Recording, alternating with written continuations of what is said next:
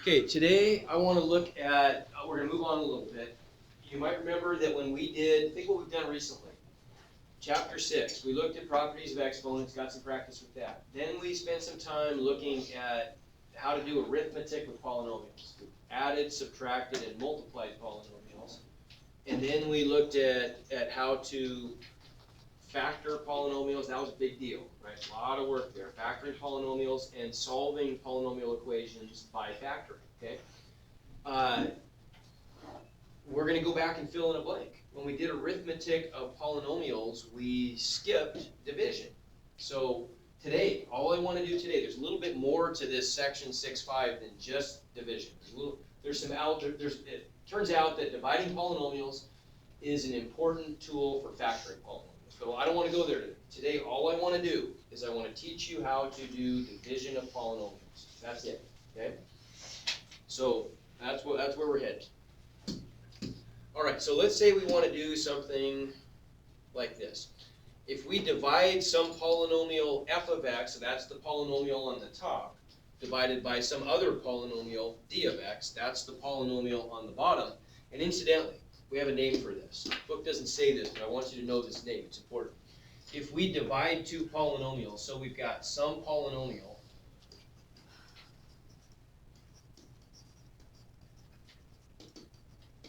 divided by some other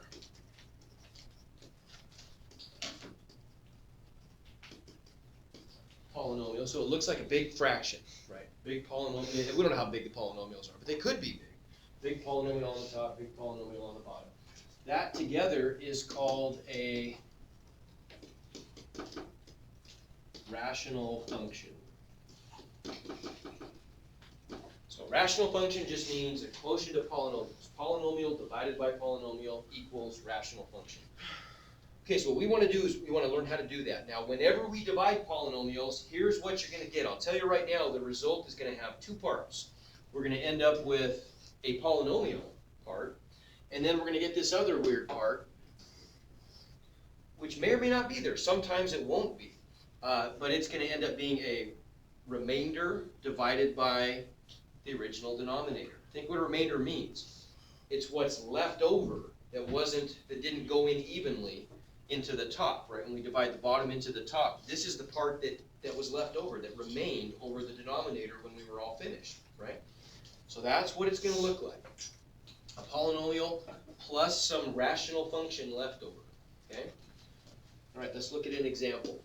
It's not really a hard process. You just have to be careful because there's a lot of computations that you do. Okay. So, by the way, when we do this, it'll always, if you do it properly, it always works out so that the degree of the remainder, because the remainder might be a polynomial, the degree of the remainder has to be less than the degree of the original denominator. And you'll see why when we do this. It just makes sense that it has to be that way, which you will see. Okay, so let's look at an example. Now, whenever we divide polynomials, it's the same process essentially that you did way back in the day when you first learned how to divide multi-digit numbers. So let's say you did something like this. Let's say we divided 1027 by 19. Okay, what went where when we wrote this out in the form of a long division problem with a division bracket and a divisor and a dividend and all that stuff. So what went inside the division bracket? That was 27. The top did, right. The numerator goes inside, and the denominator goes outside, right? Think about the process that we did. We asked how many times does the number outside go into the number inside, right? And we'd start with one digit. Well, obviously 19 doesn't go into 1. 19 doesn't go into 10 evenly, but it does go into 102 some number of times, right? Let's just do this one real quick, just to kind of remind ourselves how it works. So 19 goes into 102 how many times evenly? How many times does 20 go into 100?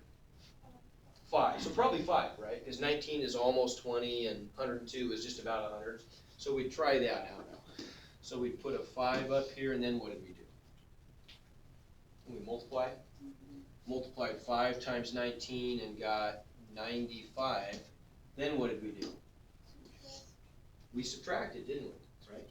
We subtracted 95 from 102 and got, what, 7? We brought down the other digit and did the whole thing again, right? What about this one now? 19 into 77. Well, how many times does 20 go into 80? 4. 4. So we'll try 4 maybe. So if I distribute the 4, 4 times 19 is what? 76. 76. So when I subtract that, what do I get? 1. Well, there's nothing else to bring down. 19 doesn't go into 1, so what is that? Remainder. That's the remainder, and we always put a remainder box around there, right? So our answer would have just been then, our answer would have equaled 54, and we wrote this as a mixed number. Probably you guys did, didn't you? You wrote it as 54 and 1, what? 19th. Okay, mixed numbers are dorky. We don't use those anymore. We would write this as a big fraction now. But if we did write this as a mixed number, what does 54 and 1/19 really mean? What does the word "and" mean in math? No. If I say 4 and 8 equals what? Yeah, equals 12, doesn't it? 4 and 8 equals 12. And means plus, doesn't it? So really this mixed number, really what we meant by that was, what we mean still by a mixed number is 54 plus 1/19. Okay? That is the same process we're going to follow with polynomials. It really is. So let's see how that works. Okay, first of all, when we write this out, when we start off with some polynomial like that, and we want to write this in terms of a long division problem, just like before, the numerator is what goes inside the division bracket, and the denominator is what goes outside. But there's something you have to be careful of here that you didn't necessarily have to be careful of when you dealt with numbers. Notice we're missing an x squared term, right? Whenever you're missing a term, you have to include that column. You have to include a 0 coefficient there. So it would have to look like this. We missed the x squared term, but we'd have to add a 0x squared to our numerator inside the division brackets. Think why that might be the case. If we look at that last example we did, when you do long division, you do a lot of multiplying and then subtracting, multiplying and then subtracting, etc., etc. Potentially, you might do that many times. And so even though the x squared didn't show up in the original polynomial, original numerator, when I distribute numbers and subtract, it's likely that I might get some x squared terms in my answers, right? And so I need to, here's a better way to think about it. You need to include a vertical column for every power of x, all the way from the biggest power of x in the numerator, the degree of the polynomial, down to the constant, because you may need all those columns eventually. And you'll see that we will in this case. Okay, to start the ball rolling here, just like we did with numbers, we want to determine how many times does the outside, the denominator, divide into the inside. Okay, well, really this is just a matter of comparing the leading terms only. So all we have to do is ask the question, how many times does the leading term on the bottom divide into the leading term on the top? In other words, x squared times what equals 2x to the 4th? Well, I'd have to have a 2 in there, don't I? Because I got to get a 2 in my answer. So 2x squared is the answer, right? 2x squared is the answer. X squared times 2x squared is 2x to the 4th. Now another way of thinking about that, another way of showing that relationship would just be to divide the leading term on the top by the leading term on the bottom and solve and simplify. Would you agree that 2x to the 4th divided by x squared is just 2x squared? Okay, so that's the first term in our answer, in the polynomial part of our answer, so we put it on top. And let's go ahead and put it in the x squared column. So there's the first term. As soon as we get a term of our answer, what we always do, just like with normal long division with numbers, is we're going to multiply by what's outside. But in this case, that means distributing, doesn't it? I'm going to distribute this term all the way through each of those 3 terms. Please put all phones and things away. I mean, like in pockets. I don't want any chance of any distractions, please. So if I distribute the x squared all the way through, what do you get? Now I like to, in the example, the second example we go through, well, I'll just write the whole thing down. This is from a PowerPoint. This is fine, but personally I like to distribute from the biggest to the smallest. It just makes more sense to me. Maybe you don't feel that way, it doesn't matter. This PowerPoint that I picked up somewhere, they do it the opposite way, but it doesn't matter. If I distribute the 2x squared through, I can go in either order. 2x squared times 2 is going to give us what? 4x squared. Okay, so where does that line up then? Beneath which term? 0x squared. Between the x squared term. So even though we didn't have an x squared in the original numerator, we've got one now that we need to subtract. So there's my 4x squared. Okay, let's distribute the 2x squared to the next term. 2x squared times negative 2x is what? Negative 4x cubed, because it's x squared times x to the 1, right? So we multiply like bases, we add the exponents. 2 plus 1 is 3. So there's our negative 4x cubed. 2x squared times x squared, This 2x to the 4th. 2x to the 4th. Now notice that that's the same number here, and there's a reason for that. That's the whole point. Because now when we subtract these polynomials, and this is important also, when you subtract the polynomials, this may seem trivial, but put parentheses around the whole polynomial and a negative sign out front because you're subtracting the whole quantity. Otherwise, it's really easy to get confused when you're subtracting vertically. So the process is you're always going to start here and subtract the term below it, right? Look what we get. 0x squared minus 4x squared is what? Negative 4x squared. Okay? 3x cubed, now be careful with this one. 3x cubed minus negative 4x cubed is what? 7x cubed. What is it? 7x. 7x cubed, because subtracting a negative is equivalent to adding, right? So that gives us a positive 7x cubed. And then finally, 2x to the 4th minus 2x to the 4th, X to the 4th. 0. They cancel, and they should, right? Because the whole point here was when we subtract that polynomial, we should end up with a smaller polynomial than we started with, right? If I bring the other two terms down, now look what happens. Instead of having a 4th degree polynomial, we've whittled it down to a 3rd degree polynomial. And we start over, do the same process again. So we ask ourselves, excuse me, x squared times what is 7x cubed? 7x. So that's the next term in our polynomial answer, right? The other way of thinking about that would just be to say, just like before, the leading term inside or on the top of the fraction divided by the leading term outside or on the bottom of the fraction. 7x cubed divided by x squared is 7x, right? So that's the next part of our answer, 7x. Now what do you suppose we do when we get a new term on top? Distribute. Exactly, we distribute. So 7x times 2 is what? 14x, so we're going to get a plus 14x in the x column. 7x times negative 2x is negative 14x squared, so it lines up in the x squared column. And 7x times x squared? 7x cubed, right? Does that make sense? And we'll subtract the whole thing, right? So what do we get? 7x cubed minus 7x cubed cancels. Negative 4x squared minus negative 14x squared is what? 10x squared. Because we're adding, right? Everybody see that? That's a little tricky. Gotta be careful about that. 5x minus 14x. So what do we do with the negative 1? Drop it down. How is it 5x? Say it again. How is it 5x minus 14x?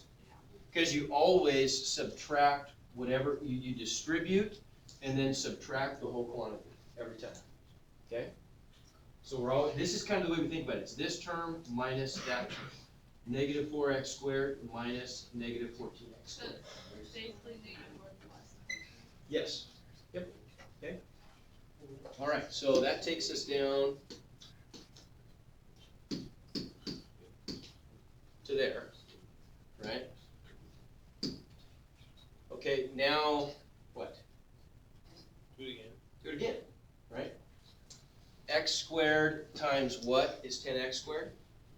10. Okay, so there's our next term. Now, make a prediction for me. Look at our answer so far. Looks like it's a polynomial, right? 2x squared plus 7x plus 10. Am I going to have, after I distribute the 10 and subtract, am I going to have to do that process again? What do you think? How come? You're right. Gage, how come? Because first one's x squared, you're not gonna have an x squared after. Okay, that's one way to see it. The first one is an x squared, and I'm not going to end up with an x squared anymore to divide into. The other way to maybe think about it is, what's always the very last term you could ever have in a polynomial? If you start at the leading term and work your way down. Constant. The constant. That's the constant, right? So that's got to be the end of the road for the polynomial part of our answer. It's the last hurrah for distributing and subtracting, right? Okay, so we kind of know that we're getting near the end. That's good. So if we distribute the 10, 10 times 2 is, 10x squared. I mean, like I said, 10 times x squared is our 10x squared. 10 times negative 2x is our negative 20x, right? 10 times 2 is 20, and we subtract the whole thing, right? When we subtract the whole thing, what happens? 10x squared minus 10x squared Cancel. cancels. Negative 9x minus negative 20x, 11x. positive 11x, right? Negative 9x plus 20x, the positive number is bigger, so it ends up being positive. And then negative 1 minus 20, Negative 20. negative 21. Okay, that is our remainder. Okay, notice now we're done for the reason Gage suggested here. X squared doesn't divide into 11x anymore, so we're done dividing. That's the remainder. So what's our answer? 2x There's the squared. polynomial part. There's the remainder, so that's the part that's going to be left over our denominator, right? So it just looks like that. Now you don't need the brackets. Don't put the brackets in there. It's unnecessary. But there's the polynomial, the three terms that we got.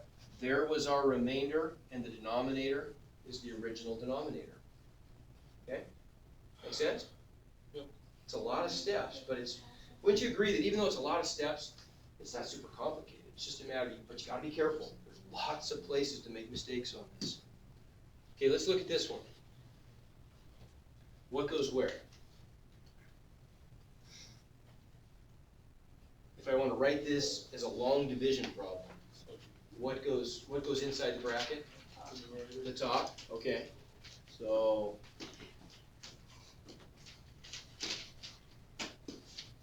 top goes inside, bottom goes outside. Anything I have to be careful of in the top? There's no y cubed, so I have to include a 0y cubed, right? Oops. Okay, so there's what we get, agreed? Okay? Yep. All right, so now we're just gonna play that little game we just played, right? So the leading term outside into the leading term inside. How many times does y squared divide into y to the fourth? In other words, y to the fourth, whoops, gosh.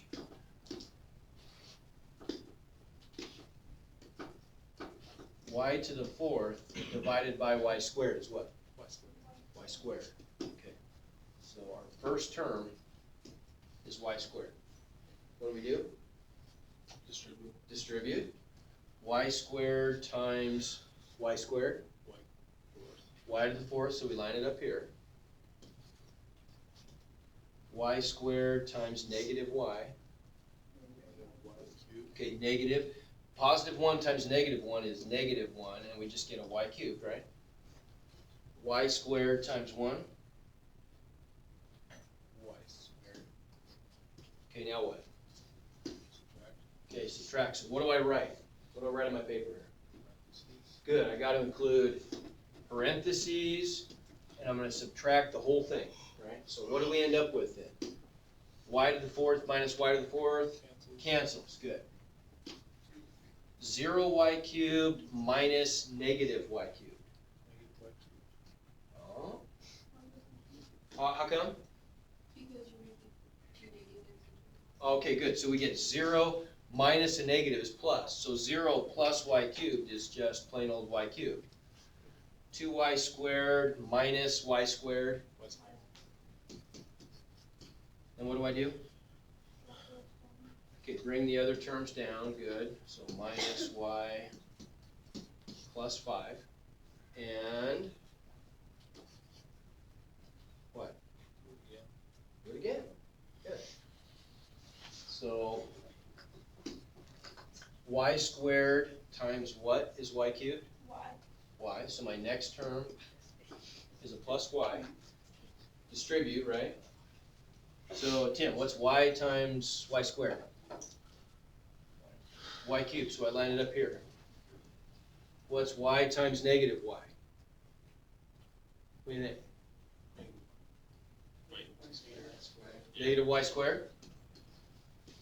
Okay, how about y times 1?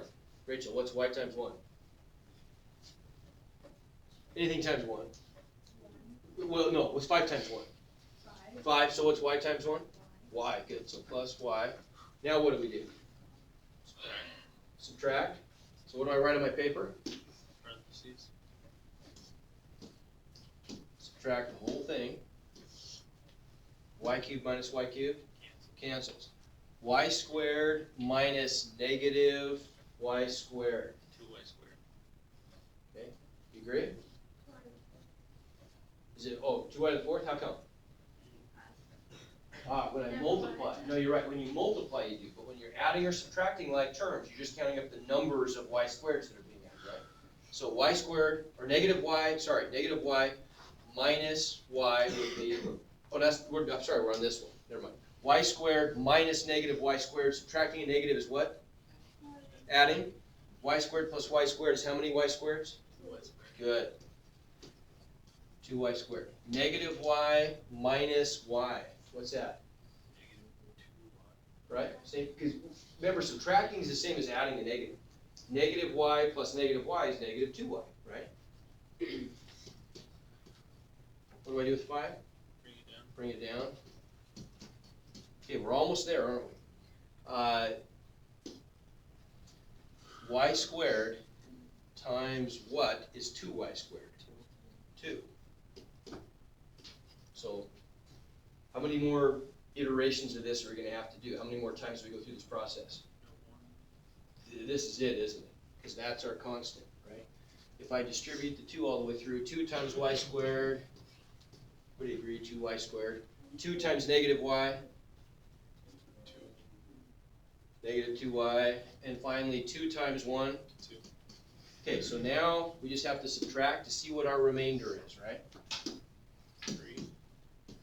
So y squared minus y squared cancels. What's negative 2y minus negative 2y? 0. 0, everybody agree? They cancel. All I get is 5 minus 2, my remainder.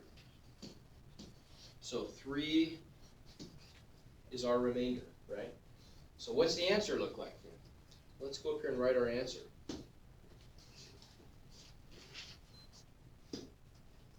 So what's the first part, what's the polynomial part of our answer look like?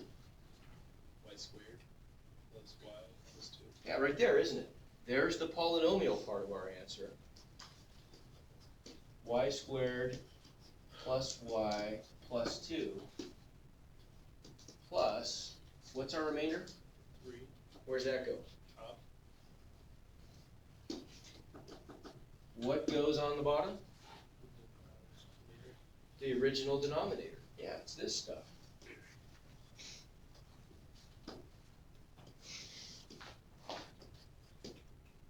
Whoops.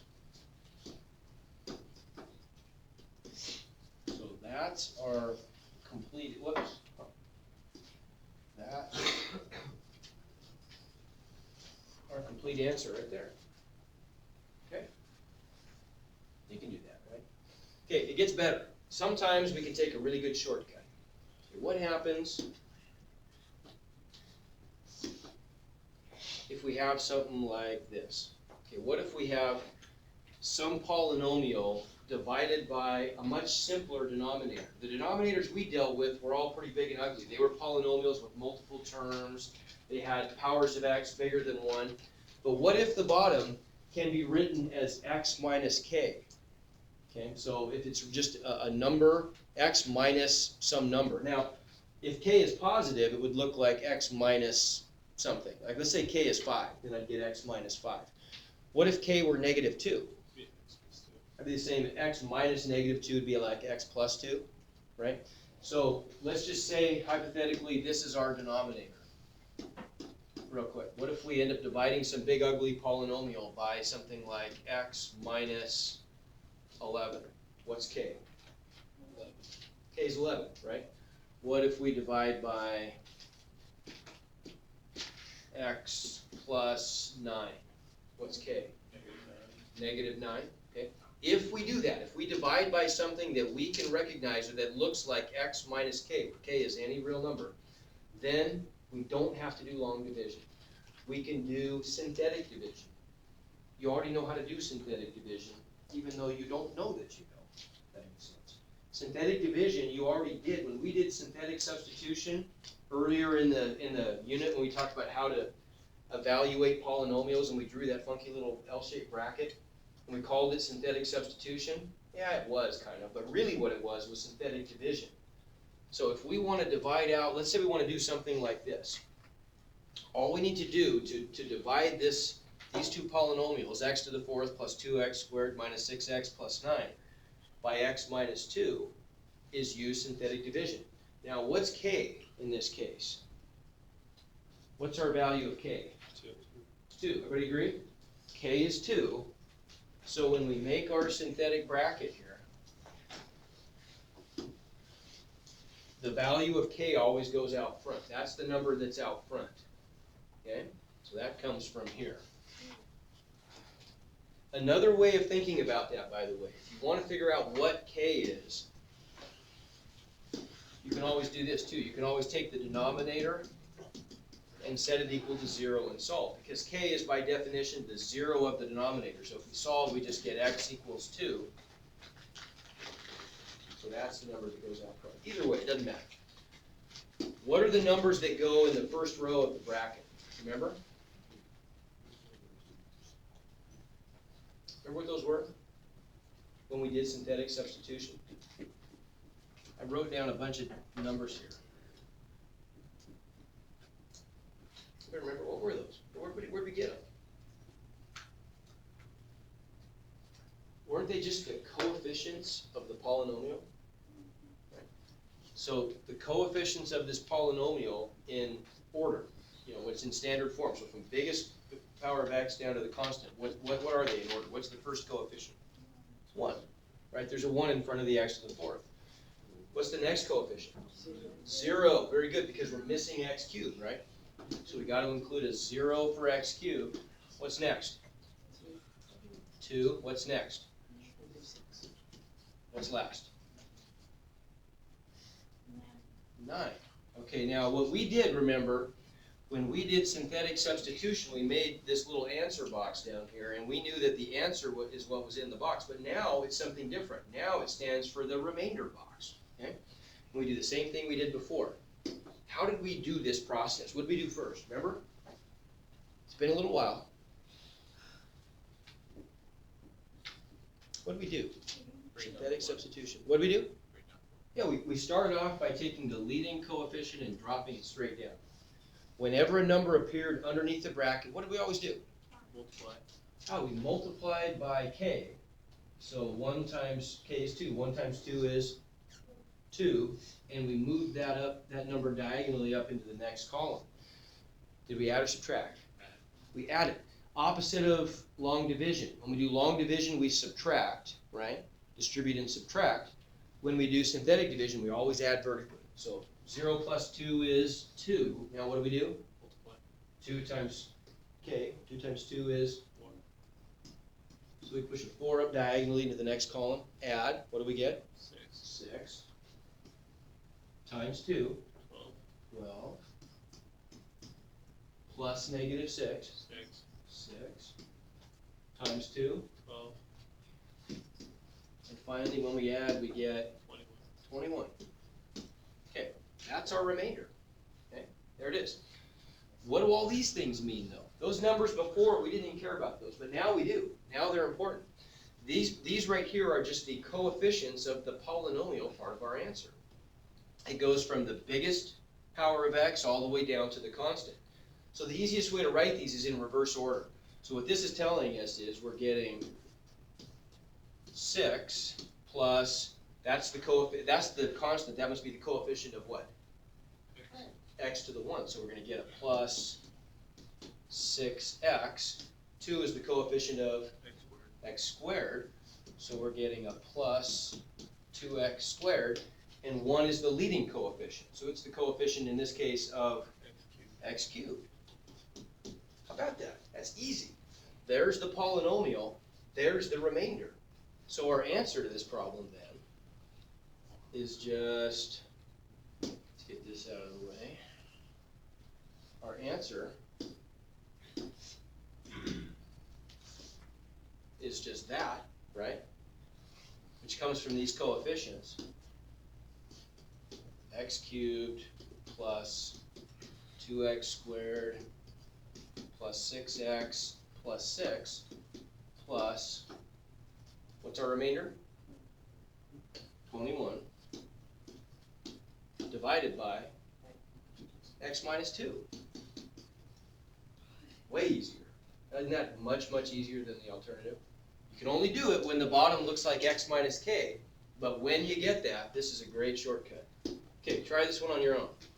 If you got your notebooks and try this. If you need scratch paper, tell me.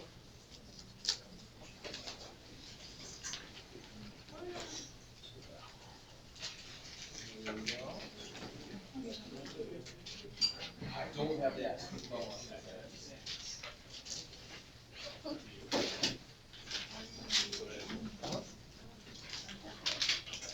Anybody else need scratch paper? Scratch paper? Oh, make some more.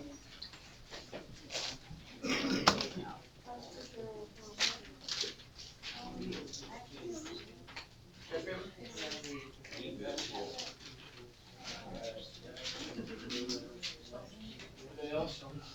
Two?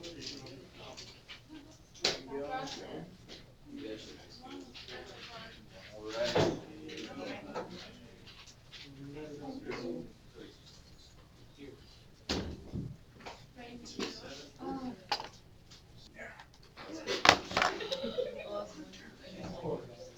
Okay, first of all, can we use synthetic division on this one? Yeah.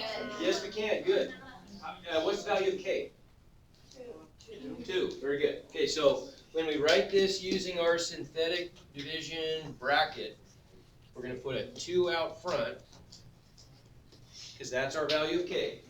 Okay, what are the coefficients going to be? Kayla, what are the coefficients going to be in the first row? What's first coefficient going to be? 1. Okay, how about the next one? Somebody? 0, good. 0 because we're missing an x squared. Very good. Those are easy to miss. Then, and then, good. Where does the remainder box go? Underneath which number? 6. Negative 6. Good. Okay, first step here. First step. Selena, what do we do? Good. We bring down the 1. What do we do next? Multiply by 2. 1 times 2 is? Okay, Jeremiah, add or subtract? Add. Good. 0 plus 2 is 2. Now what? 4. Good. 2 times 2 is 4. Okay, then what? Add. Good. Negative 7 plus 4? Negative 3 times 2. Negative 6. So what does that make our remainder? 0. Okay, negative 6 plus negative 6. Negative 12. Negative 12. Okay, so now we got to interpret this. Connor, what is going to be the polynomial part of our answer? Okay, somebody help us out here. Jose, what are you going to get from the Steve, help us out. Somebody help us out. X squared plus 2x minus 3. X squared plus 2x minus 3. Now, remember, it's really easier to start with the constant because you know that's the constant. Then think about it this way. If you have a really big polynomial part of the answer, it's pretty tough to see what is the coefficient of what power of x, but we know that's the constant, right? Okay, good job. I'll put an assignment up. We'll go to the lab tomorrow and practice.